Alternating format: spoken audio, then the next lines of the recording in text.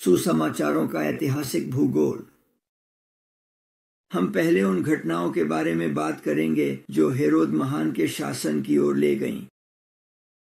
Alexander genius की मृत्यु 76 ईसा पूर्व में हुई और उन्होंने अपना राज्य अपनी पत्नी अलेक्जेंड्रा सलोमे के हाथों में छोड़ दिया। अलेक्जेंड्रा ने अपने बेटे जॉन हिरकैनस द्वितीय को अपना उत्तराधिकारी नामित किया था, लेकिन जब वह अभी भी बीमार थी तब यहूदा अरिस्टोबुलस द्वितीय ने विद्रोह किया और अपने बड़े भाई से सिंहासन छीन लिया। और जैसा कि जोसेफ हमें बताते हैं, छोटे भाई ने एक अधिक ऊर्जावान नेता साबित किया। ऐसा लगता है कि अरिस्टोबुलस सदूशियन अभिजात वर्ग से संबद्ध था, जो अपने प्रतिद्वंद्वी फरीसियों के प्रति अलेक्जेंड्रा की तुष्टीकरण की नीति के तहत पीड़ित था। सलोमे की मृत्यु ने हायरकेनस और अरिस्टोबुलस के बीच खुले संघर्ष को जन्म दिया। भाइयों ने शत्रुता को समाप्त करने पर सहमति व्यक्त की। हेराक्लियस ने यहां तक कि उच्च पुरोहित पद और सिंहासन के अपने दावों को छोड़ने के लिए भी सहमति व्यक्त की। इस भ्रातृ संघर्ष में जोसीफस भविष्य के राजा हेरोदेस के पिता एंटीपेटर का परिचय देता है, जो इडुमियन था। अलेक्जेंडर जीनियस ने एंटीपेटर के पिता को सभी इडुमिया के स्तरों पर नियुक्त किया था और उसका पुत्र हेरोदेस उसी पद पर उसका उत्तराधिकारी बना। उन्होंने जॉन हायरकेनस द्वितीय को उनकी स्थिति पुनः प्राप्त करने में मदद के लिए राजा अरेटास से समर्थन की अपील की। अरेटास से वादा किया गया था कि वह अलेक्जेंडर जेनियस द्वारा कब्जा किए गए शहरों को फिर से प्राप्त कर लेगा। मेडेबा, लिब्बा, डबिलोथ, डालेलोथ, अरबोथा, अगला और 5 अन्य सहित 65 ईसा पूर्व के पासोवर के दौरान नबातियन सेनाओं ने यरूशलेम की घेराबंदी की, जहां यहूदा अरिस्टोबुलस द्वितीय मंदिर पर्वत पर वापस चले गए थे। सदूकी पुरोहितों ने, जो डरते थे कि हायरकेनस अपनी मां की सदूकी विरोधी नीतियों को पुनर्जीवित करेंगे, अरिस्टोबुलस का समर्थन किया। पोम्पेई आर्मेनिया में अपने अभियान को समाप्त कर रहे थे और उन्होंने मार्कस एमिलियस स्कोरस को रोमन सेना के साथ सीरिया भेजा। दोनों भाइयों ने उसे रिश्वत और रोमनों से समर्थन के वादे के साथ भी अपील की। पोम्पेई ने 64 ईसा पूर्व की शीत ऋतु सीरिया में बिताई, जहां उसने हिरकेनस और अरिस्टोबुलस के प्रतिनिधि मंडलों से मुलाकात की। पोम्पेई को अरिस्टोबुलस की उतावली प्रकृति का डर था और यह सही साबित हुआ जब अरिस्टोबुलस ने पोम्पेई के आदेश की अवहेलना की और उसे ढूंढना पड़ा। यरूशलेम में कुछ कठिनाइयों के बाद रोमनों ने जॉन हायरकेनस द्वितीय को उच्च पुरोहित के रूप में पुनः स्थापित किया। उन्हें यहूदी लोगों का एथनार्क भी नामित किया गया। अरिस्टोबुलस और उसके परिवार को जंजीरों में जकड़कर रोम ले जाया गया, लेकिन उसका बेटा अलेक्जेंडर भाग निकला और उसने काफी उत्पात मचाया। यहूदी बस्तियों को 2 भागों में विभाजित किया गया था, जूडिया, जिसमें इडुमिया और पेरिया दक्षिण में थे, और गलील उत्तर में था। वे सामरिया के शत्रुतापूर्ण क्षेत्र, ग्रीक शहरों और कस्बों और एसड्रालोन, यिज्रेल घाटी के नुकसान से अलग हो गए थे। यरूशलेम को एक रोमन अधीनस्थ शहर में बदल दिया गया, जहां से हिरकेनस को यहूदिया के मामलों की देखरेख सौंपी गई। जब अरिस्टोबुलस रोम में कैद से अपने छोटे बेटे एंटिगोनस के साथ भाग निकला, तो उसने जूडिया में रोमन शासन का विरोध करने की कोशिश की। एक हार के बाद वह मृत सागर के पूर्व में स्थित हस्मोनियन किले मकेरुस में पीछे हट गया। उन्होंने 2 दिनों तक प्रतिरोध किया, जिसके बाद यहूदा अरिस्तोबुलस द्वितीय को रोम वापस भेज दिया गया। 40 ईसा पूर्व में पार्थियन सेनाओं ने रोमनों की पूर्वी सीमा को चुनौती देने के लिए सीरिया पर आक्रमण किया। हेरोद ने 37 ईसा पूर्व तक पार्थियनों और अन्य दुश्मनों से लड़ाई की। वह अंततः सफल हुआ और हस्मोनी वंश का अंत कर दिया। एंटीगोनस को जंजीरों में बांधकर अंताकिया ले जाया गया। अभिलेख पर पहले मामले में रोम ने एक विजयी राजा का सिर कलम कर दिया। अब हेरोद के शासन के बारे में थोड़ा और विस्तार से बात करते हैं। हेरोद को रोमन सीनेट द्वारा प्रदान किया गया राज्य प्राप्त करने में लगभग 3 वर्ष लग गए। 27 ईसा पूर्व में यरूशलेम पर कब्जे के बाद उन्होंने 34 वर्षों तक शासन किया। उनके शासन को आसानी से 3 अवधियों में विभाजित किया जा सकता है। पहले 12 वर्षों के दौरान 37 से 24 ईसा पूर्व उसने सत्ता को मजबूत किया। दूसरी अवधि 25 से 13 ईसा पूर्व महान समृद्धि का समय था। उसका रोम के साथ संबंध सकारात्मक था। उसने अपने अधिकांश महान निर्माण परियोजनाओं को पूरा किया। उनकी कुछ परियोजनाओं में जेरिको, मसादा, कैसरिया, सेबस्ते या सामरिया, हेरोदियम और यरूशलेम शामिल थे। अंतिम वर्ष 13 से 4 ईसा पूर्व घरेलू कलह और उनके बिगड़ते स्वास्थ्य से चिह्नित थे। इस समय के दौरान उसने अपने परिवार के कई सदस्यों को मार डाला, जिसमें उसकी पत्नी मरियम ने, उसकी सास एलेक्जेंड्रा, उसके बेटे अलेक्जेंडर और अरिस्तोबुलस, और अपनी मृत्यु से 5 दिन पहले अपने सबसे बड़े बेटे एंटीपेटर को शामिल किया। अब यीशु का जन्म। मत्ती और लूका यीशु के जन्म के बारे में विवरण देते हैं। मार्क और जॉन दोनों जॉन की सेवकाई से शुरू करते हैं। मत्ती और लूका यीशु के जन्म स्थान के रूप में बेथलहम की पहचान करते हैं, लेकिन वे ऐसा विभिन्न ऐतिहासिक दृष्टिकोणों से करते हैं। मैथ्यू ने यीशु और दाऊद के बीच संबंध पर जोर दिया, जबकि दूसरी ओर जॉन में न तो दाऊद के पुत्र का शीर्षक है और न ही बेथलहम में जन्म का कोई उल्लेख। लूका ने लिखा है कि यूसुफ और मरियम नासरत में रहते थे और कैसर ऑगस्टस द्वारा आदेशित एक आदेश के परिणाम स्वरूप बेथलहम गए जब क्विरिनियस सीरिया का राज्यपाल था। ल्यूक स्वर्ग में स्वर्गदूतों के प्रकट होने और उन गडरियों की रिपोर्ट भी करता है जिन्होंने स्वर्गदूतों के साथ अपने अनुभव की सूचना दी। जोसेफ का बेथलहम में नामांकन यह सुझाव देता है कि वह यरूशलेम के दक्षिण में जूडिया क्षेत्र से उत्पन्न हुआ था।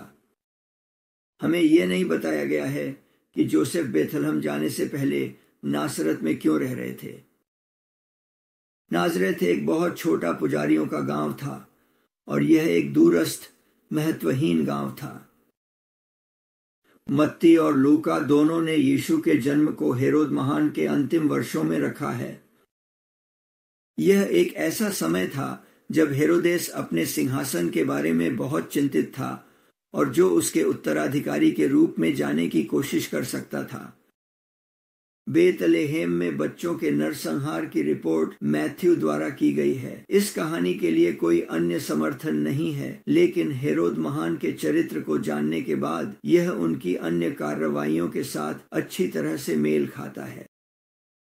जोसेफ को इस घटना से पहले मिस्र भागने की चेतावनी दी गई थी और उनका परिवार हेरोद की मृत्यु के बाद तक वहीं रहा। हेरोदेस का बेटा यहूदिया में शासन कर रहा था, इसलिए यूसुफ अपने परिवार को नासरत में रहने के लिए ले गया। नोटली मैथ्यू वाक्यांश की एक अच्छी व्याख्या देने के लिए सावधान है। वह यीशु एक नाजरीन कहा जाएगा। इसे यशायाह 42:6 के साथ लिया जाना चाहिए, जो कहता है, मैं प्रभु ने तुम्हें धार्मिकता में बुलाया है, मैं तुम्हारा हाथ पकड़ लूंगा, मैं तुम्हें बनाए रखूंगा और तुम्हें लोगों के लिए एक वाचा और राष्ट्रों के लिए एक प्रकाश बनाऊंगा। यह जोर नासरत पर नहीं है, बल्कि यीशु की सुरक्षा पर है, और जब तक उनके प्रकट होने का सही समय नहीं आ जाता। निचली गलील में कई घाटियां हैं जो यात्रा की सुविधा प्रदान करती हैं। ऊपरी गलील में ये नहीं है। पूर्व पश्चिम घाटियां बेत अकेरिम, हनथोन, बेत नेटोफा और तुरान हैं। निचले गलील के साथ वास्तव में अधिक बाहरी संपर्क था, और वहीं अब शहरी केंद्र विकसित हुए। यीशु अक्सर ही अपने घर नासरत से कफरनहूम की यात्रा करते थे।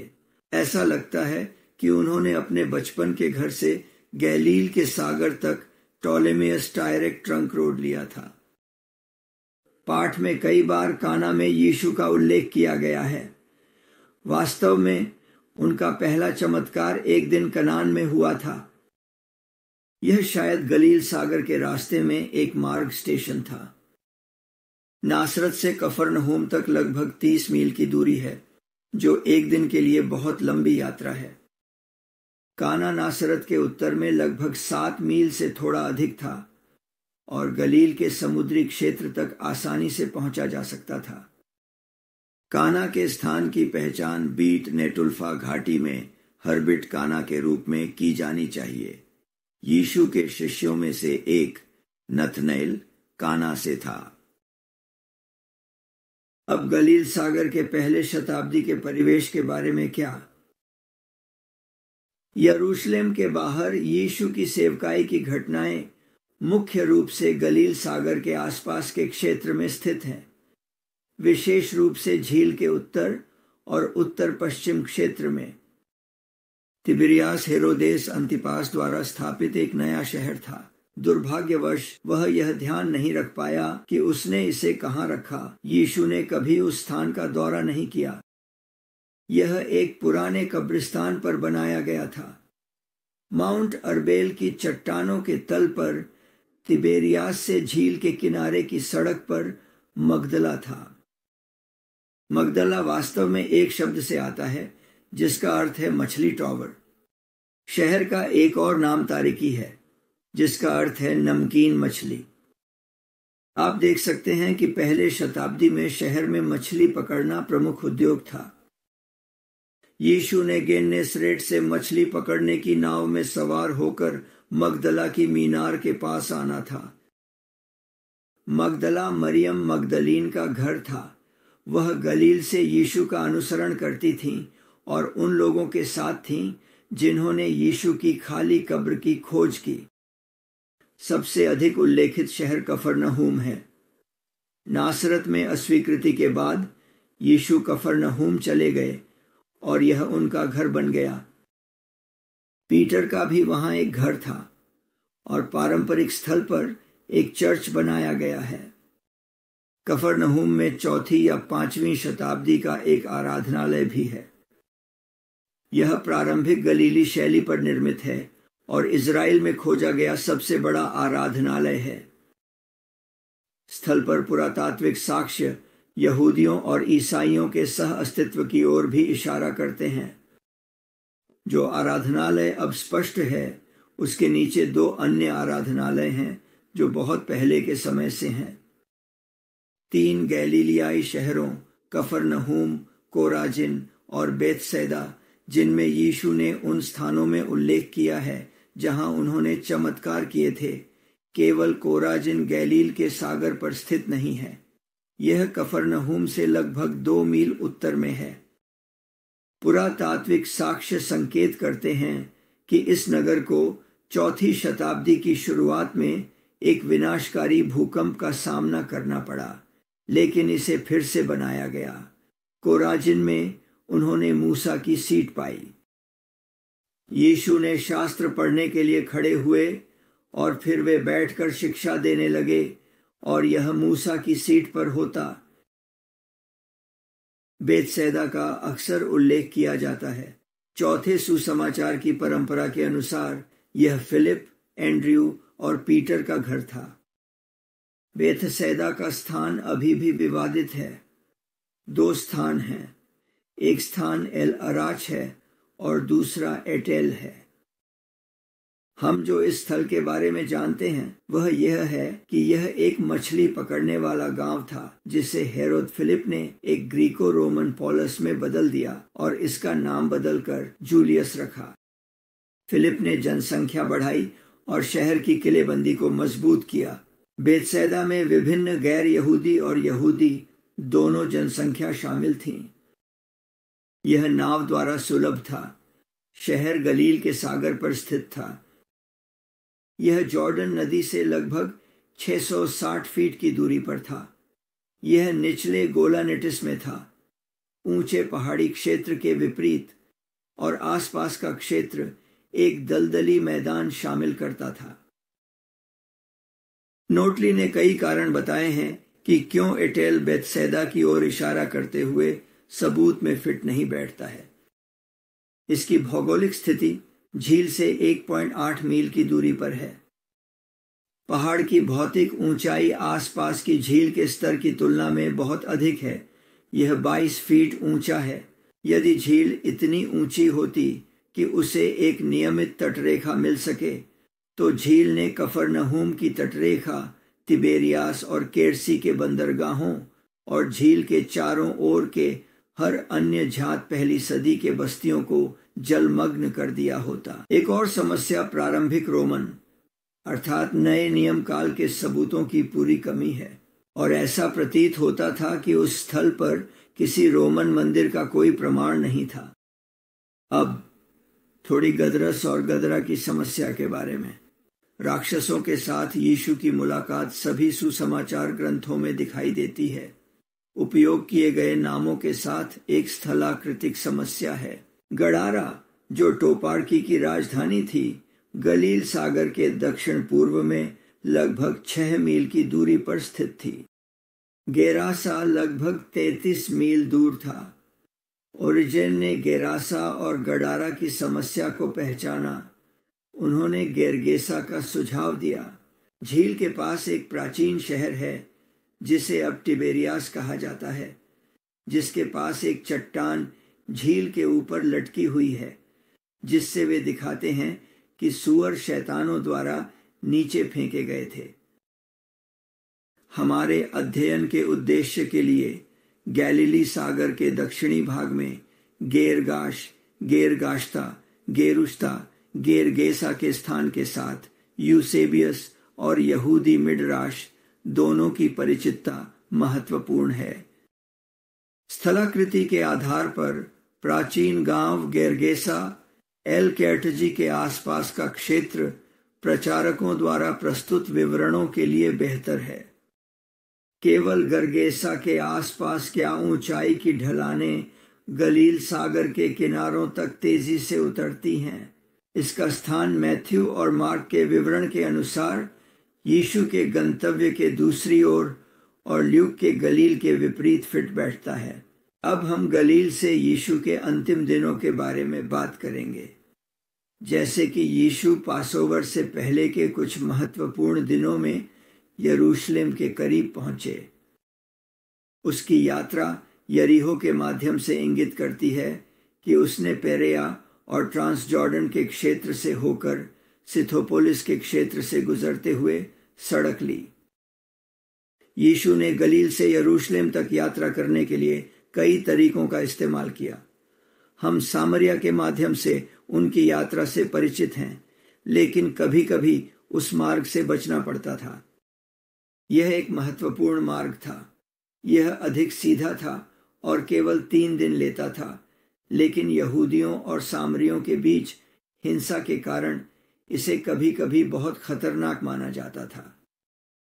प्राचीन स्रोतों में उल्लिखित गलील से तीसरा मार्ग एफ्राइम पर्वत की तलहटी से एंटीपेट्रिस तक है और वहां चढ़ाई करता है। होरेन रिज पर दांव लगाएं। यरीहो से यीशु धीरे धीरे यरूशलेम की ओर बढ़े। पासओवर को शहर के अंदर ही खाया जाना था और शिष्यों का भोजन की व्यवस्था करने का प्रयास इस बात का स्पष्ट संकेत है कि यीशु ने पासओवर भोजन के संबंध में रब्बियों के निर्देशों का पालन किया।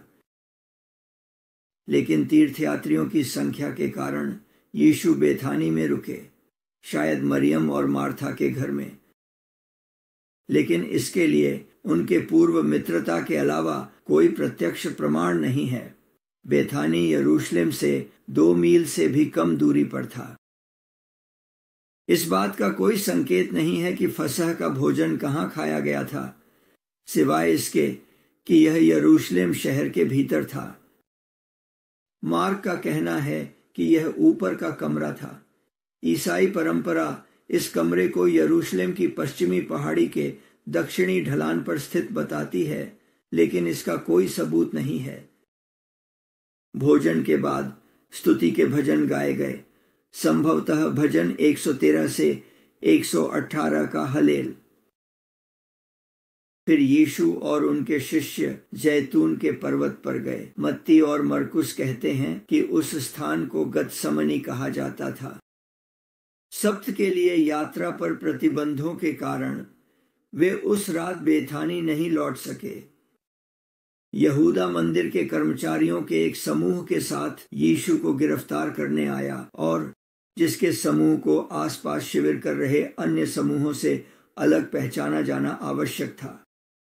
यहूदा ने यह एक चुंबन के साथ किया, फिर सभी शिष्य भाग गए।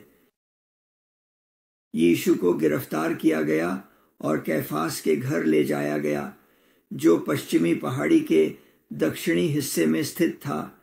हालांकि अन्य स्थान भी संभव हैं। पुरोहितों की उनके उत्पीड़न, गुप्तता और वित्तीय कदाचार के लिए आलोचना की गई। भोर होते ही यीशु को महासभा के सामने लाया गया।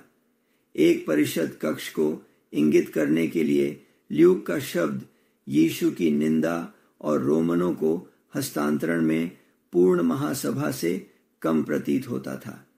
आमतौर पर महासभा किसी को भी मौत की सजा देने के खिलाफ थी। यहूदी लेखन से एक उद्धरण कहता है, एक सैनहेड्रिन जो किसी को 1 सप्ताह में अर्थात 7 वर्षों में मृत्यु दंड देता है, उसे विनाशकारी कहा जाता है। रब्बी एलिएजर बेन अजारिया कहते हैं, 70 वर्षों में भी एक व्यक्ति, रब्बी तारफोन और रब्बी अकीवा कहते हैं, अगर हम सैनहेड्रिन के सदस्य होते तो किसी को भी कभी मौत की सजा नहीं दी जाती। स्टीव नॉटले के अनुसार इसके अलावा यह समझ कि केवल अन्नास के कबीले अर्थात अन्नास, कैफास, जॉन और अलेक्जेंडर, और जब आप इसकी तुलना प्रेरितों के काम 4-6 से करते हैं तो वे और उनके करीबी पत्थर के कक्ष में उपस्थित थे और यीशु से प्रश्न पूछे।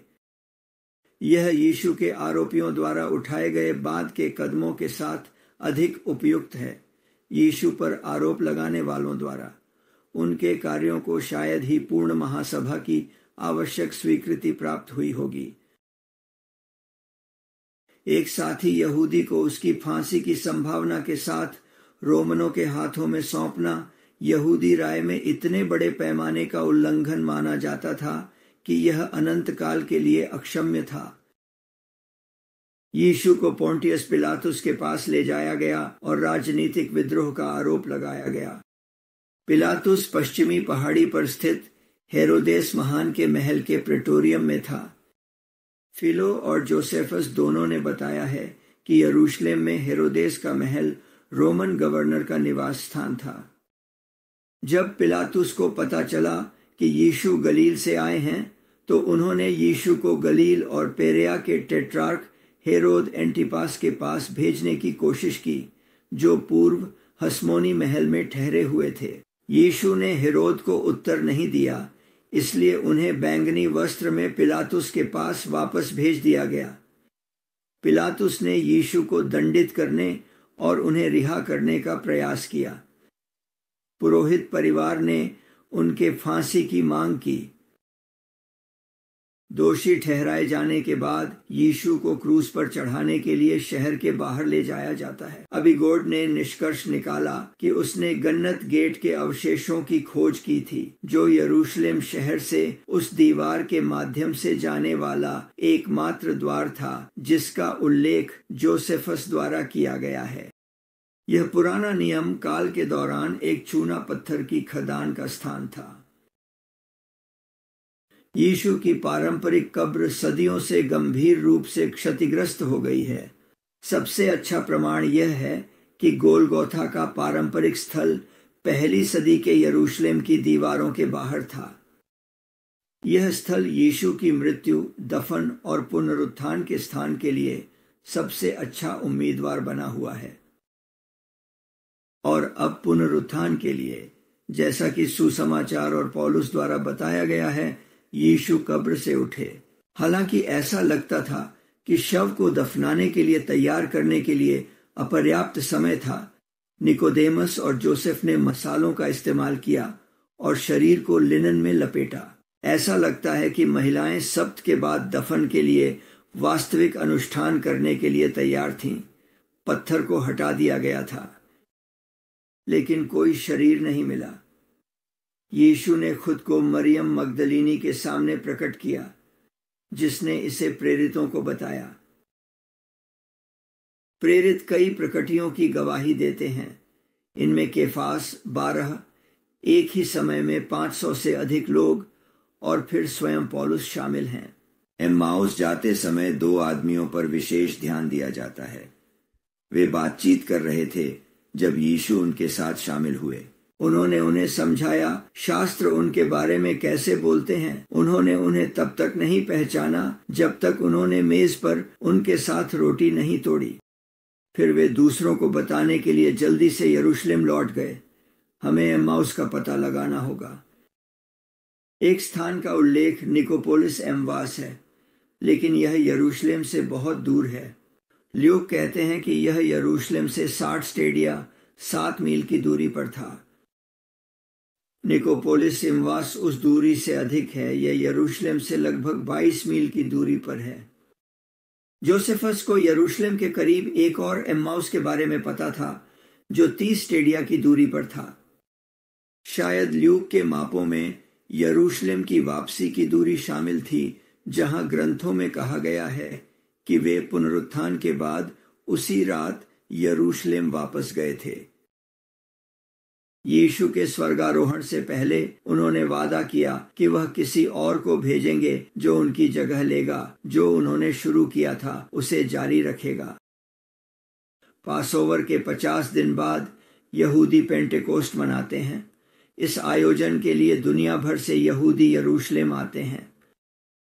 प्रार्थना के लिए एकत्रित ईसाइयों पर पवित्र आत्मा उतरा।